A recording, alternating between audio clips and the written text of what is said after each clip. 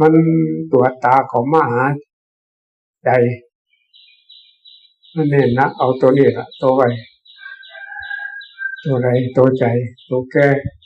ตัวเก็บตัวป่วยบ่เป็นนั่น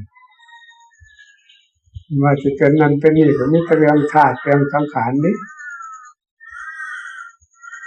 ตัวใจมันก็ไปวันไหวตามความนึกคิดซื่อๆเรียบทั้งที่ก็มีอย่างนี้ปล่อยแต่ว่างไว้แล้วสบายสุขโตนี่เป็นผู้มากก็ดีเป็นผู้อยู่ดีเป็นผู้ไปดีกันมาดีเราอยู่ก็ดีแต่เสียเวลาเรียกอยู่ก็ดีคือความเป็นอยู่ในปัจจุบันแต่ละมือนั่น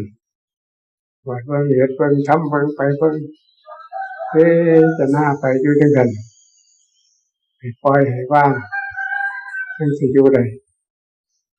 บ่ปล่อยพอว่างก็มีแต่อยู่ด้วยความทุกข์อยู่ด้วยความเดือดร้อนตัวเดือดร้อนมาจากไหนก็ตัวปรุงแต่งคือเขาปรุงให้เดือดร้อนก็ได้ปรุงให้สบายก็ได้